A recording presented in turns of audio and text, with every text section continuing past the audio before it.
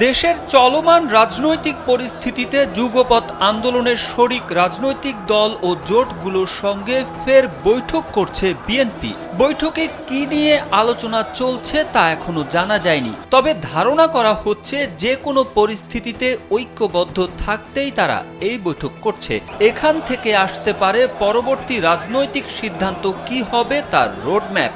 শেখ হাসিনার নেতৃত্বাধীন আওয়ামী লীগ সরকারের যাবতীয় অনিয়ম ও নির্যাতনের বিরুদ্ধে বিএনপির সাথে ছিল যুগপৎ আন্দোলনের শরিক দলগুলো। রাজধানীর গুলশানে চেয়ারপারসনের রাজনৈতিক কার্যালয়ে এই বৈঠকের আয়োজন করা হয়। বৈঠকে দলটির মহাসচিব মির্জা ফখরুল ইসলাম আলমগীর অংশ নেন। প্রথমে 12 দলীয় জোট এবার ব্যাংকও আপনার হাতের মুঠোয়। Balance transfer, mobile recharge, bill pay থেকে শুরু করে যা চান সব হবে এক মুহূর্তে। NRBC planet.